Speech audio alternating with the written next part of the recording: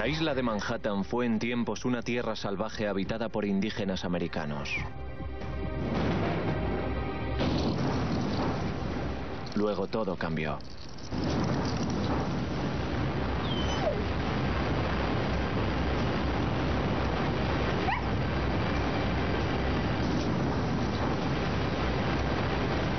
Esta es la historia de cómo Nueva York se convirtió en una de las ciudades más típicas y emblemáticas. Transformada por visionarios proyectos de ingeniería e impulsada por un poderío económico y una ambición irresistibles.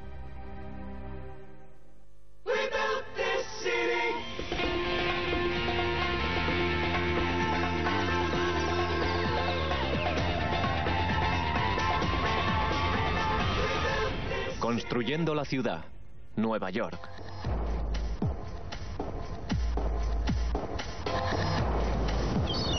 Este es el horizonte urbano más famoso del mundo. Las imponentes torres del Bajo Manhattan son el exponente más visible de la riqueza y el poder de Nueva York. Pero su primera gran transformación fue obra de la naturaleza.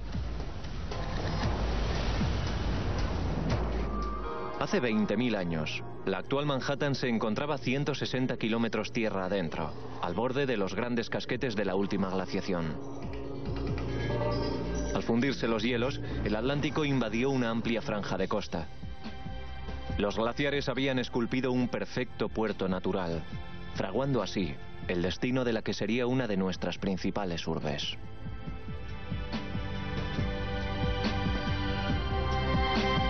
Cuando los holandeses llegaron aquí en 1624, vinieron no a colonizar, sino a comerciar. La Compañía Holandesa de las Indias Occidentales llamó a esta tierra Nueva Ámsterdam, por su semejanza con la capital neerlandesa. Aún podemos hallar vestigios de Nueva Ámsterdam en la Gran Manzana. La arqueóloga Diana Wall los conoce mejor que nadie. Una de las primeras construcciones holandesas en Nueva Ámsterdam fue, por supuesto, un canal, sobre el cual se construyeron además 3 puentes, uno de los cuales se conmemora aún en el nombre de Bridge Street, o calle del puente. Y Broad Street es la calle donde estuvo el propio canal. Como el puente ya no existe, por rigor histórico, creo que he de descalzarme. Si el canal no hubiera desaparecido, tendríamos que navegar para llegar a Wall Street. Pero a principios del siglo XVI, las finanzas de Nueva Ámsterdam iban cuesta abajo. La Compañía de las Indias Occidentales hizo un último intento por paliar sus graves pérdidas. Enviaron a un enérgico gobernador, que transformó Nueva Ámsterdam, expandiéndola y amurallando el sector norte. La muralla se construyó para defender el asentamiento contra indios e ingleses. Pero fracasó. Cuando los ingleses conquistaron Nueva Ámsterdam, lo hicieron por mar. Los ingleses derribaron la muralla que se ubicaba en la actual Wall Street, o calle del muro. De ahí su nombre. Los ingleses llamaron Nueva York a Nueva Ámsterdam en honor al duque de York. El lugar que hoy ocupan los embarcaderos del Bajo East Side fue el puerto comercial de la ciudad, que pronto se quedó pequeño. La solución a esta falta de espacio fue muy acorde al espíritu neoyorquino. Allá donde la naturaleza no había puesto tierra suficiente, había que crearla artificialmente. Buena parte del actual paisaje urbano se asienta sobre parte del viejo cauce fluvial. Estas calles se construyeron por donde antes discurriera el río East. Si la isla recobrase sus antiguas márgenes, su aspecto sería este. Al construirse nuevos bloques, fue preciso también inventar nuevos nombres de calles, como Pearl Street, bautizada así por las perlas de su litoral. Water Street, o la calle del agua. Front Street, o calle de los muelles. Y por último, South Street, la calle del sur. Recientemente se ha descubierto que gran parte de la ciudad se construyó de hecho sobre basura apilada. Diana Wall pudo ver el subsuelo de un terreno ganado al río en el que iba a construirse un bloque de oficinas. Estoy en medio de lo que fue el río East, donde ahora se alza el edificio que se ve a mi espalda. Pero hasta 1790 aproximadamente, esto eran aguas fluviales. En las excavaciones de cimentación del mencionado edificio, Diana y sus colegas tuvieron acceso a lo que fue el fondo del río East y a las obras de rellenado llevadas a cabo 2 siglos atrás. Bajo tierra, encontraron estructuras portuarias perfectamente conservadas, donde eran amarradas las embarcaciones de la época.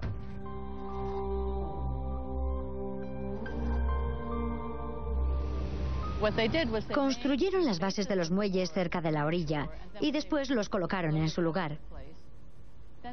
A continuación rellenaron con guijarros las estructuras para sumergirlas y por último se acometieron las obras de rellenado.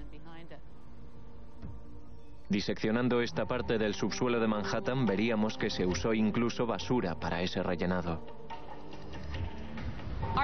A los arqueólogos les entusiasma excavar en esos estratos porque a menudo encuentran en ellos cantidad de materiales y artefactos. Para crear una rápida y sólida base de sustentación, se hundieron incluso barcazas y buques. Uno de ellos aún se conserva en el Seaport Museum, en South Street.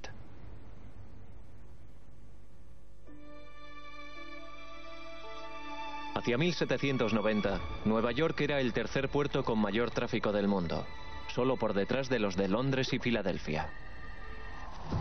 El gobierno federal tuvo su sede en Nueva York durante 5 años. George Washington fue investido presidente aquí en 1789. Un año después, Washington DC asumía la capitalidad de la nación, mientras Nueva York se perfilaba como capital del capital. Y es que su aparato financiero fue clave para el auge de la ciudad.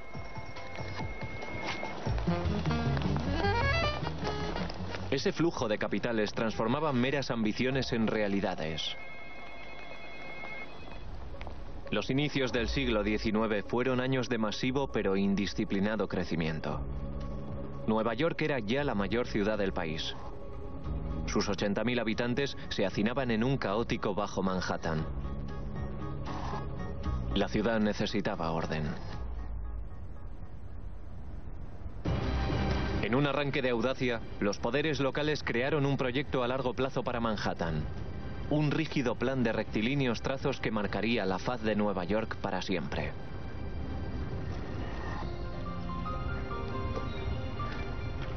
Para ejecutar su plan, los responsables de urbanismo necesitaban un concienzudo estudio topográfico, algo que entonces ni existía.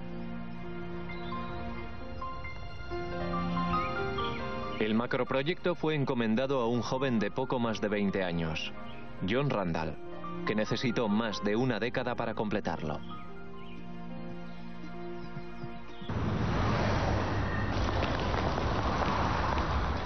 Para Rubén, un geógrafo que tiene ahora más o menos la misma edad que tenía Randall cuando inició su estudio, aquel plan urbanístico se ha convertido casi en una obsesión. El plan fue publicado en 1811.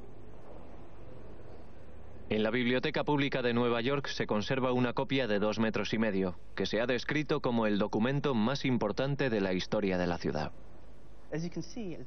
Es un mapa de considerables dimensiones dividido en 6 partes.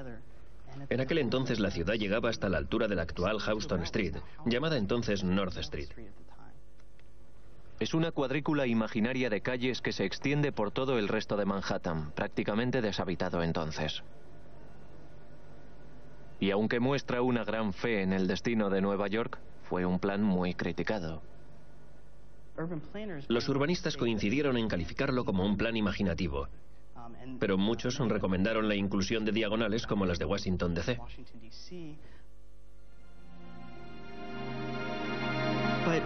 Pero más que un plan urbanístico, era una visión de la ciudad del futuro. No era una visión de una metrópoli imperial. Era una visión a años luz del Manhattan de la época. Aquella inmensa cuadrícula se refleja también en otro histórico tesoro conservado en la oficina del presidente del distrito. 92 mapas trazados por John Randall y conocidos como los Farm Maps. Cuando se piensa en Manhattan, se tiene la idea de un paisaje de cemento. Pero en estos mapas se ve un paisaje muy distinto, con arroyos y embalses.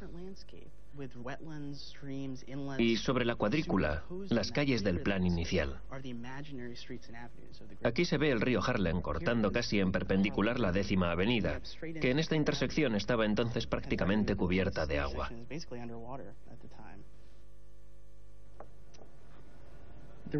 Sucedió que en muchas de las calles y avenidas proyectadas había numerosos edificios. Es más, casi el 40% era zona edificada, con lo cual todos esos edificios tuvieron que ser derribados. Lo que desató las iras de los propietarios. Cuentan que arrojaban alcachofas a Randall y le azuzaban los perros. John Randall, I have an arrest warrant.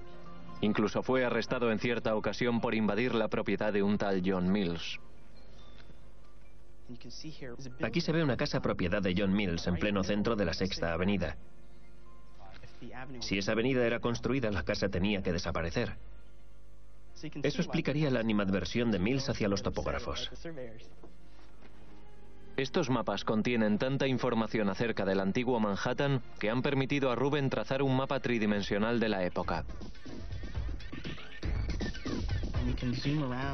Podemos ver y estudiar su paisaje desde muy diversos ángulos. Gracias a Randall, hoy podemos visualizar la isla tal como era antes de proyectarse la gigantesca cuadrícula urbanística.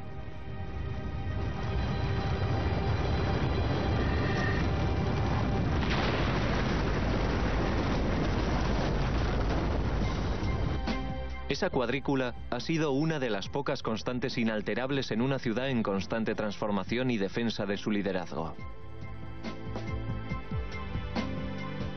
A principios del siglo XIX, Nueva York competía ferozmente con otros puertos de la costa este. El puerto que antes y mejor supiera explotar los recursos de la región oeste estaría en posesión de la fórmula mágica. Pero los montes Apalaches cortaban el paso hacia el oeste. Excepto por el valle de Mohawk, situado a 320 kilómetros de Nueva York. Los barcos habían podido navegar siempre entre Nueva York y Albany a través del profundo río Hudson. Sería posible, además, unir mediante un canal Albany con el lago Erie y acceder así a las riquezas del oeste.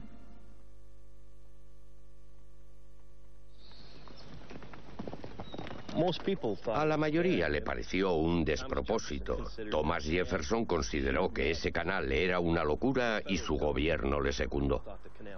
Así pues, el proyecto del canal quedó enteramente en manos del estado de Nueva York. Los canales europeos de la época eran cortos, de 80 kilómetros a lo sumo, y unos pretenciosos estadounidenses sin ninguna experiencia en ingeniería proponían la construcción del canal más largo del mundo. Pese a los detractores del proyecto, este continuó adelante con sus 580 kilómetros, 83 esclusas y 18 acueductos, que deberían ser construidos íntegramente sin ningún tipo de maquinaria moderna.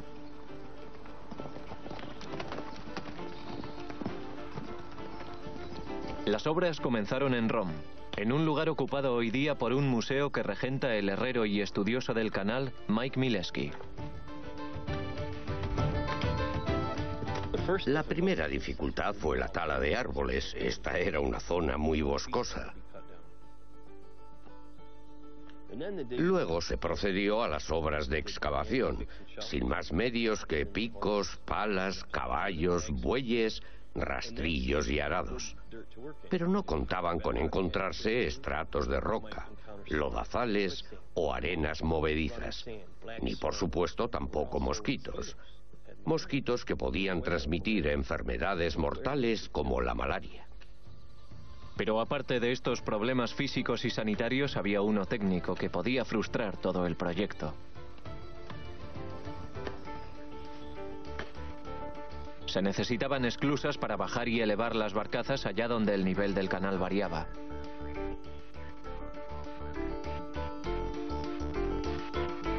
Pero el material de construcción más asequible en la región era la madera, que en continuo contacto con el agua acabaría pudriéndose.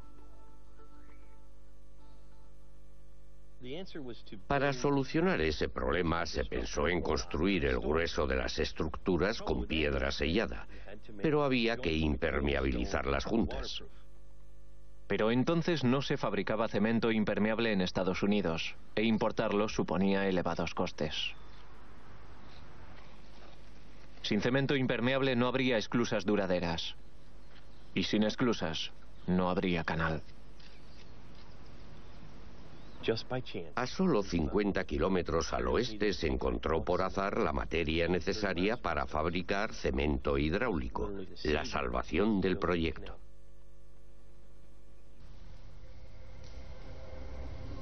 Un ingeniero, Canvas White, descubrió la caliza especial necesaria para fabricar el cemento hidráulico. Una caliza que, casualmente, abundaba en todo el estado. Esta es una mina subterránea de piedra caliza.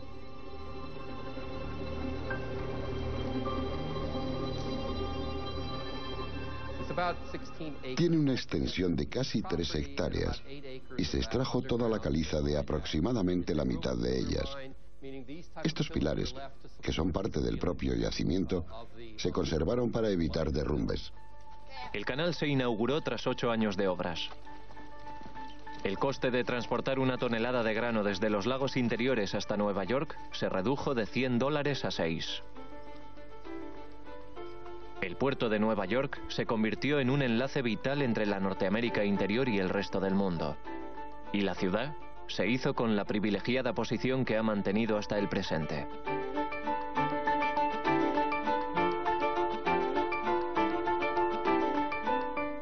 Todo el comercio, todo aquel dinero hizo crecer a Nueva York hasta convertirlo en la asombrosa ciudad que es hoy. Y todo eso empezó con la apertura del canal de Erie en 1825. La prosperidad engendró más prosperidad, especialmente con las líneas férreas, muchas de las cuales discurrían paralelas al canal.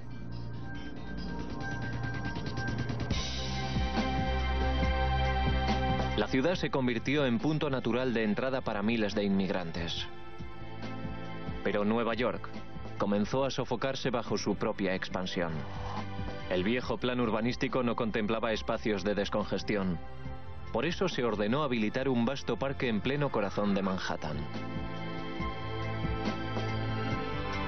Pero ese parque no era ni mucho menos un espacio natural virgen.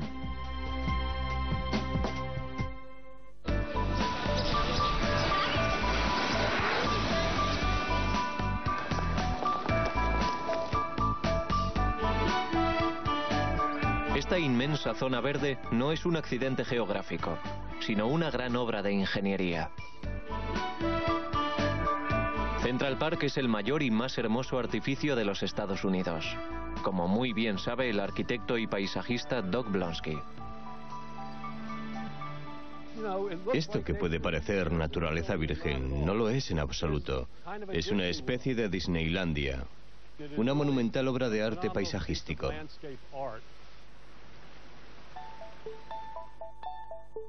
En el saturado Nueva York de mediados del siglo XIX, la falta de áreas de esparcimiento empezaba a ser un grave problema. Se expropiaron 340 hectáreas en el centro de Manhattan para la creación de un parque público.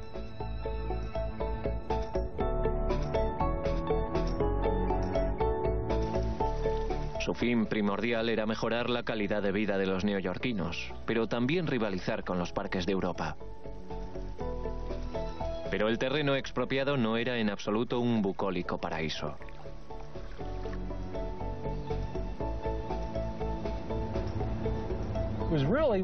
Era la peor zona de Manhattan, pantanosa, plagada de maleza, con unos pocos villorrios dispersos y escasas fincas, muchas ocupadas ilegalmente.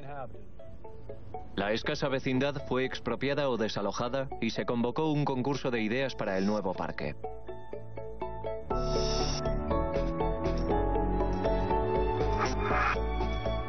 El plan ganador del concurso proponía una serie de panorámicas pintorescas que el visitante recorrería como si estuviera en una pinacoteca.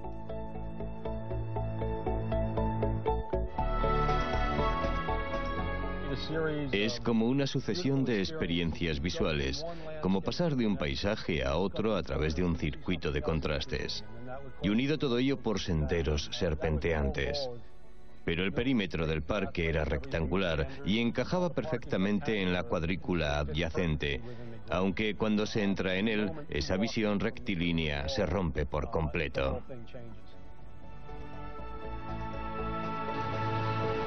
Pero el terreno no incluía ninguna de esas maravillas naturales, salvo unas grandes rocas conocidas como los esquistos de Manhattan, inamovibles, por lo cual era preciso remodelar el paisaje a su alrededor.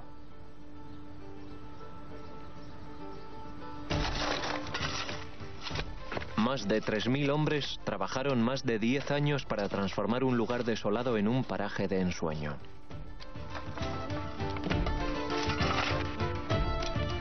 Con herramientas rudimentarias y 1 millón de carretillas de tierra, crearon prados y colinas, arroyos y cascadas.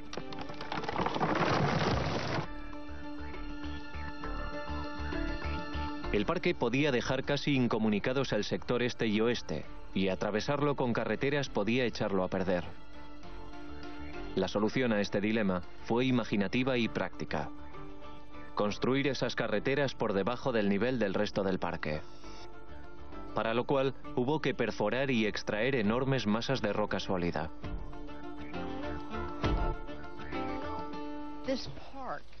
Este parque está construido sobre esquisto, el mismo duro lecho de roca que sustenta los rascacielos de Manhattan.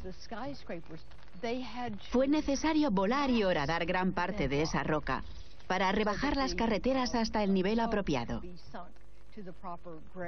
Y esa fue otra magna obra de ingeniería.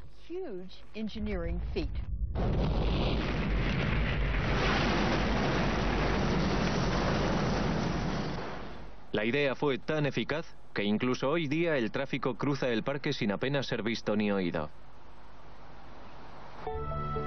Pero modelar el resto del paisaje requirió tanto o más ingenio y esfuerzo. Esta es una foto de un área pantanosa anterior a la construcción del parque.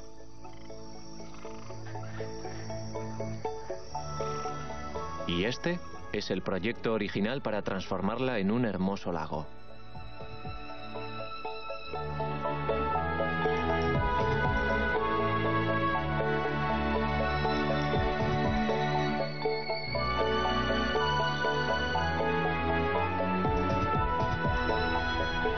Hoy día parece que hubiese estado siempre ahí, al igual que los demás arroyos y estanques, todos ellos artificiales.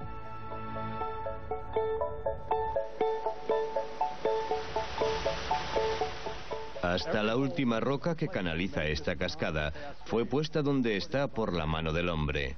Incluso podemos cortar el agua. Si me acompañan, les mostraré cómo pueden hacerlo. Todas las aguas de Central Park son agua corriente y de lluvia. Aquí está la válvula que regula el flujo de la cascada que hemos visto.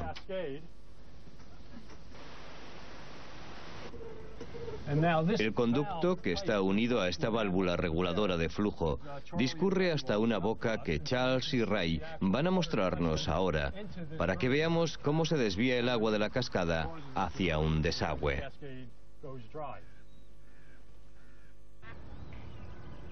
Así que cuando se anuncian fuertes lluvias, reducimos el nivel del agua hasta cerca de los 30 centímetros. De otro modo, este estanque se desbordaría fácilmente. Grandes presas subterráneas dotadas de válvulas derivan el agua sobrante a la red general de colectores. Mientras tanto, sobre el césped, pocos usuarios del parque sospechan el gran papel que juega la tecnología en el mantenimiento de este paraíso.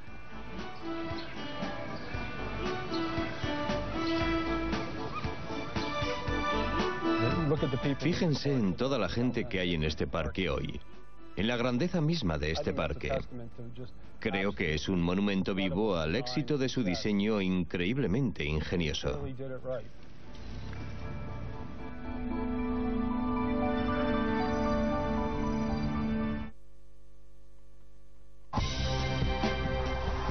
A partir de 1850, la llegada de inmigrantes a Nueva York desbordó todas sus previsiones de crecimiento.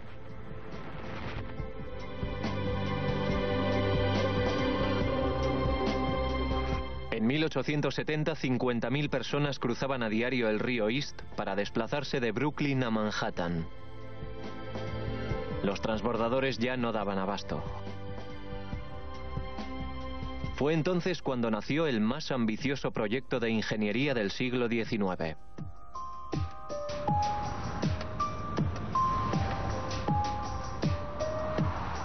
Cuando se inauguró en 1883, el puente de Brooklyn parecía un milagro.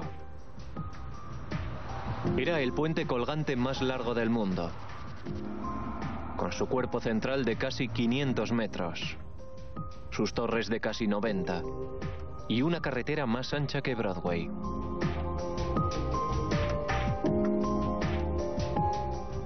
La trama de cables que sujeta la carretera y las aceras constituyen un auténtico monumento al ingenio humano.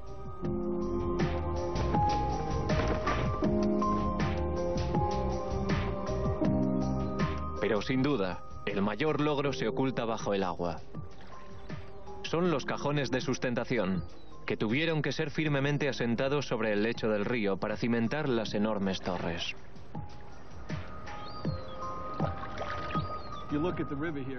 A unos 25 metros de profundidad se encontraba el lecho rocoso necesario para sustentar el descomunal peso de este colosal puente colgante.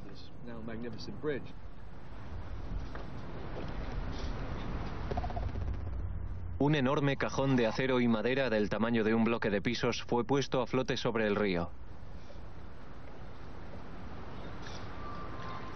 A medida que se construían sobre él las torres de granito, el cajón se hundía gradualmente.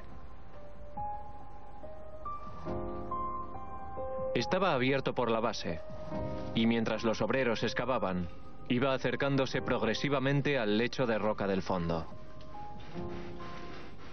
El bombeo de aire comprimido al interior del cajón impedía que el agua lo anegara. El aire comprimido contrarrestaba la presión del agua. Los obreros entraban y salían por una cámara estanca. Las condiciones de trabajo en el interior eran extremas.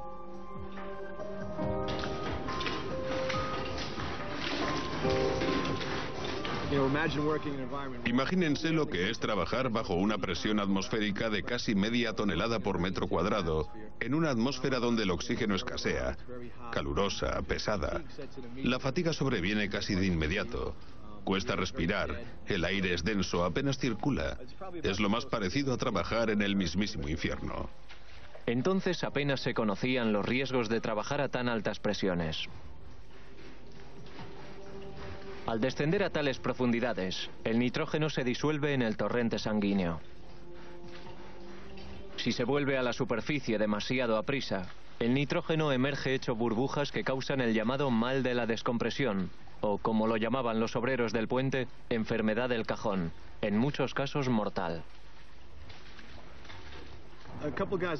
Uno de los obreros con los que he trabajado describía el síndrome de la descompresión como un fuego que le abrasaba de dentro hacia afuera. Si hubiera tenido un arma a su alcance, contaba, se habría matado para acabar con el dolor. Lo primero que se resiente es el habla y los andares. Los síntomas son muy similares a los de una intoxicación y en muchos de los inmigrantes irlandeses que trabajaron aquí, esos síntomas se agudizaban con el abuso de alcohol. Para mover todo el lodo y la roca extraídos de la cámara sellada fue necesario un complejo y revolucionario sistema de ingeniería. Varios pozos abiertos por ambos extremos atravesaban el cajón hasta la cámara. Estaban llenos de agua. La base de los pozos terminaba en una charca excavada en el fondo. Los obreros empujaban los residuos hacia esas charcas. La columna de agua se mantenía en los pozos como en un barómetro. El aire comprimido impedía que el agua se precipitase hacia la cámara. Una cuchara excavadora recogía los residuos y posteriormente era izada. El lodo se depositaba en volquetes que se vaciaban en barcazas. Pero no todo era lodo blando. Al principio encontraron enormes masas de roca. ¿Y cómo se rompen grandes rocas sin explosivos? Desgajándolas trozo a trozo. El problema es que el subsuelo de Nueva York es uno de los más duros del mundo. Decidieron utilizar pólvora negra y otros explosivos muy volátiles. Una locura. No me habría gustado estar allí.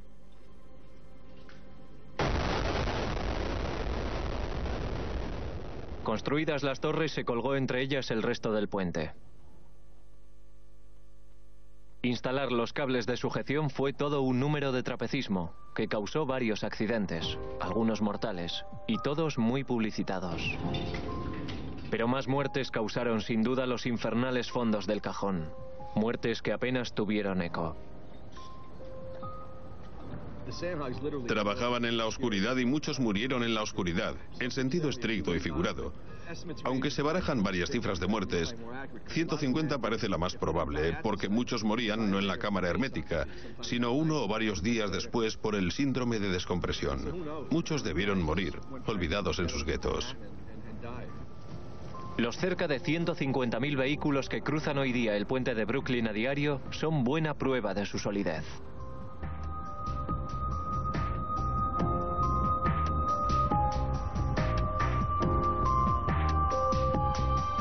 En 1900, tras un siglo de expansión sin igual, la población de Nueva York superaba ya a la de París. Nueva York iba a liderar además una nueva era tecnológica con un fenómeno que transformaría no solo esta ciudad, sino el mundo entero. La electricidad. Nueva York es hoy por excelencia la ciudad de las luces.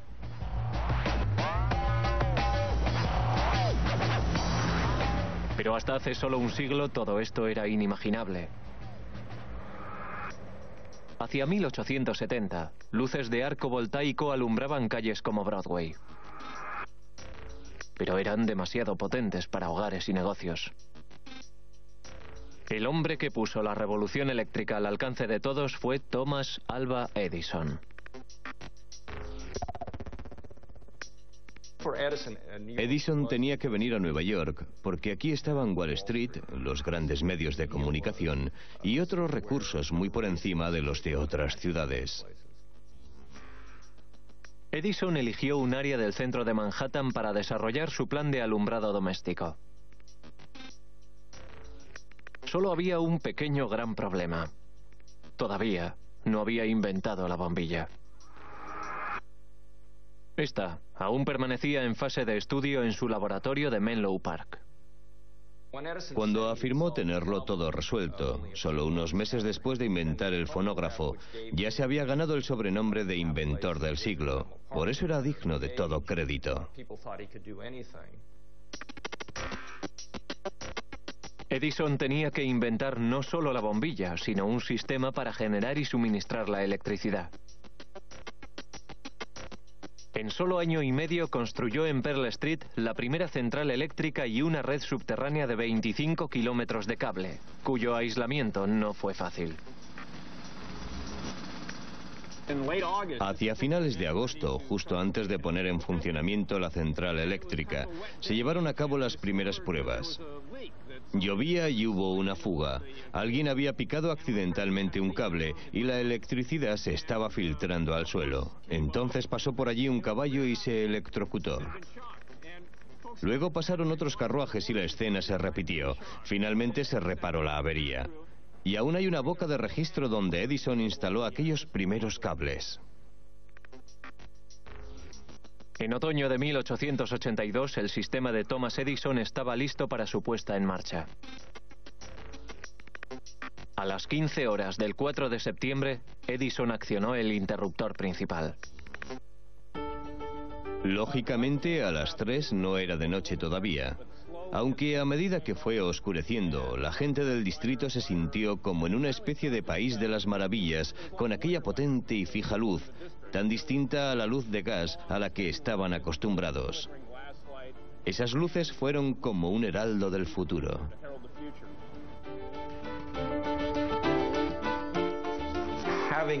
La llegada aquí de la luz eléctrica antes que a ningún otro lugar realzó aún más la imagen de esta ciudad industrial y financiera en constante actividad. Una imagen que aún perdura desde aquel 4 de septiembre. La red eléctrica es hoy solo una parte más del gran mundo subterráneo que da vida a Nueva York. Algunas de las principales arterias neoyorquinas discurren bajo tierra, junto con el gas, el agua, el alcantarillado, el metro.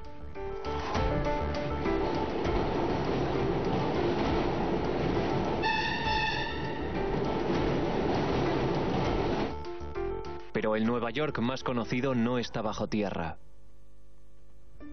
sino por encima, muy por encima.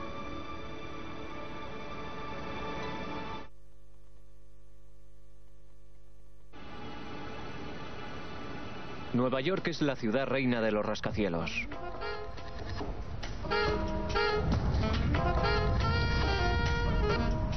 Y una de las mayores autoridades en rascacielos es el escritor Paul Goldberger. Nueva York es la ciudad donde los rascacielos han crecido y se han convertido en obras de arte. A principios del siglo XX, los rascacielos parecían encarnar el espíritu de su tiempo. Artistas y cineastas imaginaban futuristas ciudades que han acabado siendo más realidad que fantasía. Y en esas visiones, Nueva York en particular representaba la modernidad por definición. Rascacielos, una energía y actividad febriles, gente en constante movimiento, puentes en el cielo uniendo edificios, aeronaves y demás parafernalia futurista prefiguraban una ciudad casi como un organismo vivo, dotado de tal energía y pasión que nada la detiene, que avanza y avanza sin parar.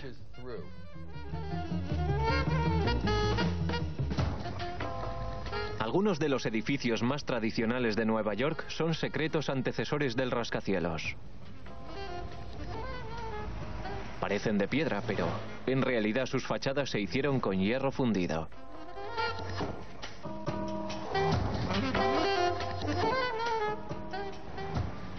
Un modo de saber si un edificio es de hierro fundido es con un imán, que puede decirnos si la piedra que queremos estar viendo no lo es en realidad.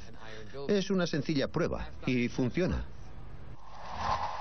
Estas fachadas prefabricadas simplemente se colgaban sobre ladrillo. Pero los edificios altos no podrían construirse con ladrillos.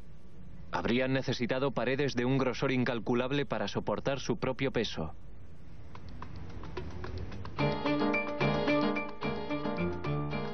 A finales del siglo XIX, Chicago, la ciudad que más rivalizaba en altura con Nueva York, construyó su primer edificio con armazón de hierro. Este edificio sería el germen de los modernos rascacielos.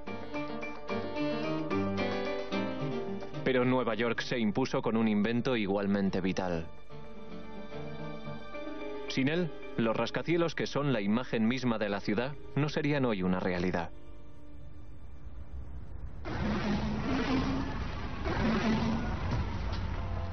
El primer edificio de oficinas con ascensor fue el neoyorquino Equitable Life. Hasta entonces, los pisos a pie de calle eran los más cotizados.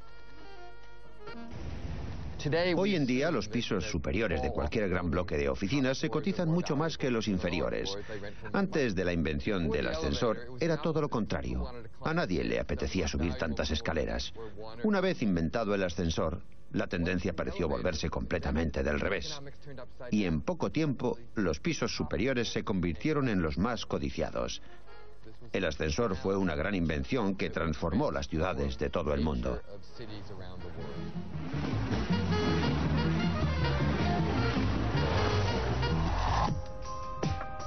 Cuanto más espacio útil pueda crearse sobre una parcela de terreno, más rentable resulta esta. Pero además, en el superpoblado Manhattan de hoy, la expansión solo es posible hacia arriba. Pero edificios del siglo XX como el Woolworth, el más alto de su tiempo, no tenían limitaciones de espacio. Es falso que en Manhattan tuvieran que construir edificios altos por falta de espacio. Lo hacían porque era un símbolo de poder, de riqueza, de importancia. Esas torres representaban una nueva vida, un nuevo siglo. Ningún edificio reflejaba todo eso mejor que el Woolworth. El Woolworth mantuvo el título de edificio más alto del mundo durante 17 años. Hasta que en 1930, otra torre neoyorquina le arrebató la corona, pero solo tras una dura pugna entre dos arquitectos rivales.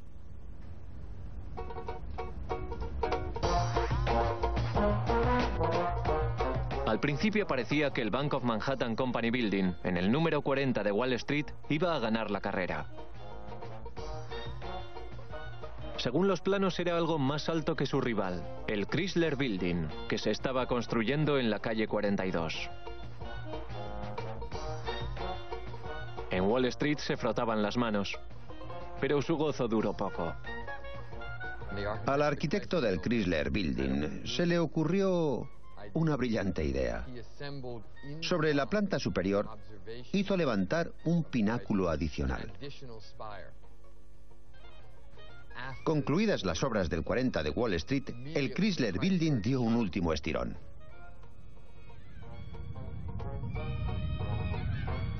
Una aguja secreta que fue izada desde dentro del pináculo en el último momento. Todos tuvieron que agachar la cabeza y admitir que el Chrysler Building era realmente el edificio más alto del mundo. Pero no por mucho tiempo. Ya había comenzado a construirse otro coloso, cuyo nombre se convirtió en sinónimo de todos los rascacielos. El Empire State Building. Nació decidido a desbancar a Chrysler Building, y lo hizo por todo lo alto. La construcción del Empire State brilló por su maestría y rapidez. Se organizó como una campaña militar. Grandes partes del edificio se habían construido de antemano, y solo hubo que acoplarlas.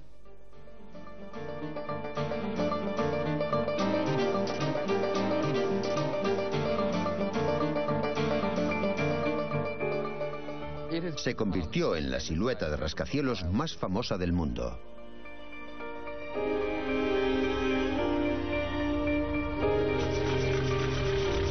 Y rematando esa silueta, una aguja diseñada originalmente como mástil de amarre para aeronaves. Cruzar el océano Atlántico en dirigible. Amarrarlo en lo alto del Empire State Building y descender en ascensor hasta suelo neoyorquino. Una bella aventura, pero sin ningún sentido. A esa altura los vientos son peligrosos y un dirigible muy inestable para maniobrar. Menos aún para cargar y descargar viajeros. Nunca se volvió a intentar. Fue una idea absurda que ni tan siquiera debió intentarse, pero nos muestra el romanticismo que rodeaba entonces todo lo relacionado con los rascacielos. En 1973, el Empire State cedió su título de edificio más alto del mundo a las Torres Gemelas del World Trade Center, cúspide de la línea del cielo neoyorquino hasta los trágicos sucesos del 11 de septiembre de 2001.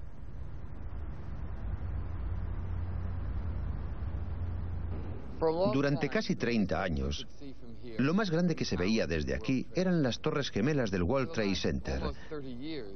Definían la línea del cielo de Manhattan. Eran el edificio más alto y por partida doble. Y eran lo único en Nueva York que desafiaban al mismísimo Empire State Building. La nueva línea del cielo posee una importante carga simbólica, no solo como emotivo recordatorio, sino como signo del nuevo espíritu de la ciudad. Uno de los mejores modos de recordar es continuar adelante. La ambición de Nueva York es otra de las cosas que debemos reconstruir en recuerdo de aquellos a quienes perdimos. Esa ambición nunca ha dado un paso atrás. Más que en cualquier otra ciudad, es el producto de una voluntad férrea, transformando cursos y caudales, regenerando espacios inhabitables, tendiendo inmensos puentes o asomándose al cielo. Nueva York es la suprema muestra de la imparable energía de quienes construyeron esta ciudad.